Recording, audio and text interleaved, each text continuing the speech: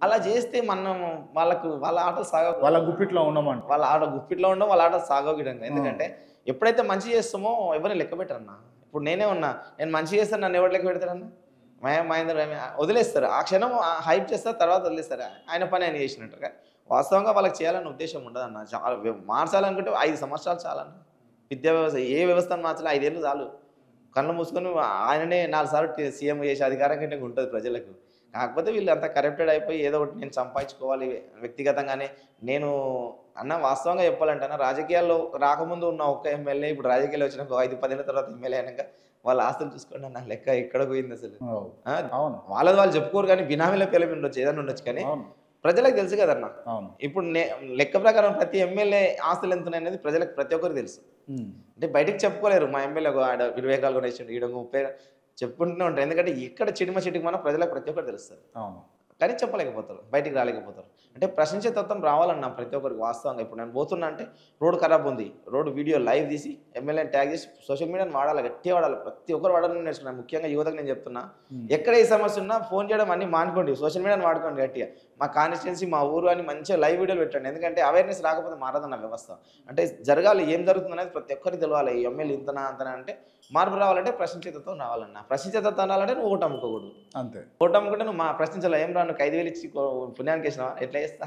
అనే ఒక question ఈడగా rise అయితది కదా! కాబట్టి ఓటు ఎప్పుడైనా నిజాయితీగా, నిస్వార్థంగా రూపాయి గిట్టంగా అమ్ముకోకుండా నీకు నచ్చినోనికి ఆలోచన చేయాలన్న. ఆ విధానం మార్పొస్తేనే వ్యవస్థలో మార్పొస్తది. రైట్. ఓకే. అండ్ అంటే ఇప్పుడున్నటువంటి కాంగ్రెస్ పరిపాలనతో కంపేర్ చేస్తే గతంలో బీఆర్ఎస్ పరిపాలనను ఏది మంచిగుండే అంటే మీరేం చెప్తారు? మంచిగుండా అంటే ఏముందన్న ఒక రియల్ ఎస్టేట్ తప్ప అన్నీ ఎప్పుడున్న గవే ప్రభుత్వాలన్న. ఒక రియల్ ఎస్టేట్‌ని హైప్ చేస్తున్నారు బీఆర్ఎస్ ప్రభుత్వంలో. ఎందుకంటే 4 ఎకరాల నుండి కోటీశ్వరుడని చెప్పుకున్నాం. కానీ ఇప్పుడు ఎక్కడుందన్న 4 ఎకరాలను ఇప్పుడు అమ్ముకునే సిట్యుయేషన్ ఉందా అన్న? కనీసం ఇప్పుడు భూములు కొనడానికి ఎవరైనా వస్తుర్రా అసలు? ఎక్కడ రేట్లు లేవు. అంటే డెవలప్‌మెంట్ అనేది సిటీలో చూపించాడు తప్ప విలేజ్‌లో బీఆర్ఎస్ ప్రభుత్వం చూపించలేదు. అందుకే సిటీలో గెలిచింది, బయట ఓడిపోయింది. అంటే మెయిన్‌గా ఏందంటే అన్న ప్రభుత్వం అధికారంలో ఉండాలంటే న్యాయబద్ధంగా ఆ కాన్స్టిట్యుయెన్సీలో ఉన్న ఎమ్మెల్యే గిట్టంగా ప్రజల్లో ఉండాలి ఎప్పటికి. టీఆర్ఎస్‌లో ఉన్నప్పుడు వాళ్ళకి కళ్ళన్నీ నెత్తుల మీద ఎక్కినాయి అన్న వాస్తవంగా చెప్పాలంటే. ఎందుకంటే వాళ్ళు ఈడాడ లేకున్నారు వాస్తవంగా. కొంచెం కంట్రోల్‌లో ఉంటేనే మంచిగుండేది. ఈసారి ఖచ్చితంగా వచ్చేది బీఆర్ఎస్ విధంగా. కానీ వీళ్ళ అహంకారము నేను ఒక విషయం అన్నా కేటీఆర్ గారు ఒక ఇంటర్వ్యూలో మాట్లాడాడు. ఎప్పుడు ఎలక్షన్ ముందర ఒక ఆమె నాకు 3 పిల్లలని చెప్పి పోతే హైలైట్ అయింది బాగా. నాకెవరు లేరు నాకంటే నేను చూసుకుంటా అని ఆమెకు భరోసా ఇచ్చాడు. మళ్ళీ అదే ఆర్‌కే గారి ఇంటర్వ్యూలో ఆమె ఇట్లా అయింది గదా! అంటే ఆమె నా కోసం కన్నదా? దేశం కోసం ఎవరి కోసం కన్నది పిల్లలని ఒక క్వెషన్ రైజ్ చేసిండన్న ఆర్‌కే ఇంటర్వ్యూలో. రాధాకృష్ణ గారి ఇంటర్వ్యూలో. ఆ ఇంటర్వ్యూ చూసాక నేను పిచ్చోని అయిపోయాను. ఎందుకంటే అరే! 4,00,00,000 మంది సమాజంలో ఉన్న పిల్లలు మా పిల్లలు మా వోళ్ళే అని చెప్పి అసెంబ్లీలో చెప్పిండన్న. కానీ ఆ ఇంటర్వ్యూలో మాత్రం ఆమె నా కోసం కన్నదా? ముగ్గురు పిల్లల్ని ఎవరి కోసం నేనెందుకు చూసుకోవాలి? నా దగ్గర కోసం నేనేం చేస్తా అని అంటే నువ్వు ఒక ప్రజాప్రతినిధిగా ఉన్నావు. ఒక మినిస్టర్‌వి, సీఎం కొడుకువి కదా అన్న. ఆ క్వెషన్ వల్ల గిట్టంగా ఇలాంటి రిమార్క్‌ల వల్లనే ఓడిపోవడానికి కారణం అన్నాను బీఆర్ఎస్ పార్టీ. ఎందుకంటే ఏముంటదన్న హైప్ అనేది కాంగ్రెస్‌కి వాస్తవానికి హైప్ లేకుండే. బీజేపీ, టీఆర్ఎస్ ఉంటున్నాయి. కానీ లాస్ట్ మూమెంట్‌లో ఏమైందంటే కొన్ని కొన్ని వాళ్ళ వ్యక్తిగత విషయాలు ఈ రాజకీయాలు అన్నీ కామన్‌గానే మనం మాట్లాడుకోకూడదు. మనం సర్వీస్‌లో ఉన్నాం కాబట్టి అలాంటి విషయాల వల్ల బీఆర్ఎస్‌కి ఎఫెక్ట్ అయిందన్న వాస్తవంగా. రైట్. అంటే అంటే స్వయంకృత అపరాధమే ఖచ్చితంగా అంటారు. ఎప్పుడైనా సరే అన్న ఏ రేంజ్ నుంచి వచ్చినా అన్న 2001 నుంచి నెగెటివ్‌గా ఉద్యమంలో తిరిగిందన్న బచ్చగాన్ని. ఎందుకంటే పార్టీ పెట్టినప్పుడు కూడా నేను మా ఊరు చాలా అంటే నేను ఎప్పుడు కండువ కప్పుకోలేను, ఏ పార్టీలో తిరగలేను. కాబట్టి చిన్నప్పటి నుంచి మనకు తెలంగాణ అంటే తెలవనప్పటి నుంచి తెలంగాణలో తిరిగామన్న. అంటే నేననే కాదు అందరూ అందరూ చాలా తిరిగారు. మంది. చాలా మంది తిరిగారు. తెలంగాణ అనేది ఒక మన వాదం మన ఇప్పుడు దేశం కోసం మనం స్వాతంత్రం పెట్టాడు. మన రాష్ట్రం కోసం అట్లా పోరాడాడు కాబట్టి కాదనట్లేదు. కాకపోతే అందరికీ ఏందంటే ఒక రేంజ్ రాగానే ఇప్పుడు క్రాంతి ఉన్నాడు. క్రాంతి అనే రేపు పొద్దున హై రాగానే నేనెంత నువ్వెంత అనే రేంజ్ వస్తే మళ్ళీ డౌన్ అయిపోతాం. ఎందుకంటే ప్రజలకు ఎంత పైకి లేపినా కిందికి ఎత్తేసే తత్వం ఉంటది సామర్థ్యాలు కాబట్టి ఉంటాయి. తొక్కేసే అధికారం ఉంటది కాబట్టి తొక్కుతారు. ఎందుకంటే ప్రతి మనిషిని రెస్పెక్ట్ చేయాలి. నువ్వు డౌన్ టు ఎర్త్ అంటే నువ్వు ఫస్ట్‌లో వచ్చినప్పుడు ఒకప్పుడు లేనప్పుడు ఏ విధంగా ఉన్నావో ఇప్పుడు అయిపోయినాక అదే విధంగా మాట్లాడే విధానంలో మాత్రం తేడాలు రాకూడదన్న. వ్యక్తిగతంగా ఏం చేసుకుంటావో లోపల గాని మాట్లాడే దానిలో మాత్రం అలాగే ఉండాలి. అంటే ఆ మాటల వల్లనే ఓడిపోవడానికి కారణం వస్తది. ఇప్పుడు అలాంటి చిన్న చిన్న విషయాలే అహంకారం నేను లేకుంటే ఎవరు?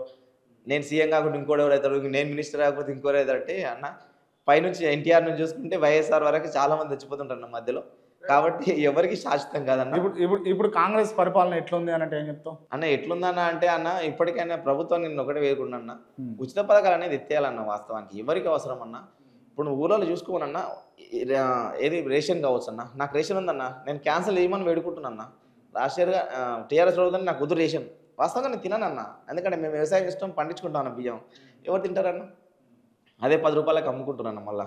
రూపాయి తెచ్చుడు 10 రూపాయలకు అమ్ముకుంటారు. అదే 10 రూపాయలకు అమ్ముకునే బదులు రూపాయి వద్దు మాకన్నా అదే 10 రూపాయల అకౌంట్ వేసిన ప్రభుత్వానికి ఎంత బడ్జెట్ మిగిలిపోతున్నా? అవు. ఇప్పుడు 35 రూపాయలు ఏమో ఖర్చు చేస్తారన్న ఒక బియ్యం కేజీకి మన రేషన్ 35 రూపాయలు కట్ చేస్తారు. 35 రూపాయలు ఖర్చు చేస్తారు కదన్నా.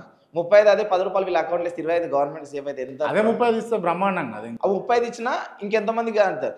లేకుంటే వీళ్ళది క్యాన్సిల్ తినేవాళ్ళు కొంతమంది ఉన్నారన్న వాస్తవం. ఒక 25-30% 40% అని తింటారు కదా కొన్ని బియ్యం. ఆ రేషన్ బియ్యం తినే వాళ్ళకు డబల్ ట్రిపుల్ ఇవ్వండి పాపం. వాళ్ళు కొనుక్కునే స్తోమత ఉండదు వాళ్ళకు. వాళ్ళు వచ్చే 5 కేజీలు 6 కేజీలు నెలకు సరిపోదు వాళ్ళకు వాస్తవానికి. ఒకరు 1/2 కేజీ తినే రోజుకు 1/2 కేజీ తినే వాళ్ళు కూడా ఉంటారు హార్డ్ వర్క్ చేసేవాళ్ళు. మరి వాళ్ళకి నెలకు 15 కేజీలు కావాలి. నువ్వు 6 కేజీలు ఎలా సరిపోతాను? కాబట్టి ప్రభుత్వం ఏం చేయాలంటే ఆ 10 రూపాయలు అయినా సరే అకౌంట్లో వేస్తామని చెప్పేసి ఇప్పటికి కట్ చేస్తే ప్రభుత్వానికి ఎంతో బడ్జెట్ మిగిలిపోతుందన్న. ఆ బడ్జెట్ ఇంకో మంచి పనులకు పెట్టొచ్చు కదన్న. నేను రెడీగా ఉన్నాను. కాంగ్రెస్ ప్రభుత్వంలో ఫ్రీ అన్నారు. నాకు ఫ్రీ బస్ వద్దు, మా అమ్మ తిరగదు ఎడుకొని నేను తీసుకోవద్దు, నేనే ఇస్తాను. ఫ్రీ బస్ క్యాన్సిల్ మా ఇంట్లో నా వరకు చెప్తున్నాను. రేషన్ వద్దు, ఫ్రీ కరెంట్ నా ఇంట్లో ఇప్పుడు నేను కరెంట్ బిల్లే కడుతున్నాను. నేను అప్లై చేస్తలే. వచ్చే 150 రూపాయలకి ఎందుకు ఫ్రీ కరెంట్? ఇంటికి రాష్ట్రం నాశనం అయిపోయింది. ఆ 150 వల్ల ఒరిగేది ఏమి ఉండదు. గ్యాస్ వద్దు నాకు, ఫ్రీ ఏది వద్దు అసలు. నాకు ఉచిత పథకాలే వద్దు, ఒక విద్యా వైద్యం అందించండి చాలు నాకు. నేను కోరుకునేది ప్రభుత్వం. ఇప్పటికీ చెప్తున్నా, నాకు అపాయింట్మెంట్ దొరుకుతాయి కానీ సీఎం గారిని కలిస్తే మాత్రం నేను ఖచ్చితంగా నా ఉచిత పథకాలు నాకు వద్దన్నా. నా ఇంట్లో కాదు, మా ముగ్గురు అక్కలు ఇటంగా మొత్తం క్లోజ్ చేసేస్తాం. రేషన్ వద్దు, ఏమీ వద్దు అసలు అన్న. ఎందుకంటే తిననప్పుడు రేషన్ తీసుకోవడం ఎందుకన్నా? ప్రభుత్వానికి పడనే కదన్నా. ఇప్పుడు 60 కేజీలు మా ఫ్యామిలీకి 70 కేజీలు వచ్చినప్పుడు 7 మూలు అంటే 2100 రూపాయి కిలో అయిపోయినాడు. మనకు ఆ డబ్బులు అయితే మిగిలిపోతాయి కదన్నా. ప్రభుత్వానికి బడ్జెట్ కదా. ఇవన్నీ తగ్గించుకుంటే పెన్షన్ అవసరం లేదన్న. ఎవరికి అవసరం ఉన్న పెన్షన్? ఎవరు దిక్కులేని వాళ్ళకి పాపం ఎవరు లేరు, వాళ్ళకి నిరాశ సింగిల్ అన్నప్పుడు వాళ్ళకి పెన్షన్ ఇవ్వాలి. ఆరోగ్యం ఎన్ని కోట్ల ఆస్తులు ఉన్నాయన్న, బిల్డింగ్లు ఉన్నాయి, వాళ్ళకి పెన్షన్ ఇవ్వడం ఏందన్న? ప్రభుత్వానికి ఇంత చిత్తశుద్ధి ఉన్నదన్న వీటిపైన. ఆ ఊర్లో విలేజ్ సెక్రటరీ ఏం చేస్తుండు, సర్పంచ్ ఏం చేస్తుండు, మండల ఆఫీసులో ఎంఆర్ఓ కానీ అందరు ఏం చేస్తున్నారు? వ్యవస్థ ఎక్కడికి పోతుంది అసలు? అంటే ఉచితాలు అందాలన్న, తప్పులేదు. కానీ అవసరం ఉన్న వాళ్ళకి అందితే విలువ ఉంటుందన్న. ఆకలే నన్ను అన్నం పెడితే దేవుడు అంటాడు కానీ నిన్ను నన్ను అన్నం పెడితే ఏం పట్టింది? పప్పు కమ్మలేదు, కూర కమ్మలేదు, ఇది ఉడకలేదు అనే మాట అంటాడు తప్ప అన్నదాత సుఖిబాని అన్నాడు. ఎందుకంటే విలువ తెలవాలన్న. ప్రతిదీ ఉచితాలు పొందేటప్పుడు విలువ తెలవాలి.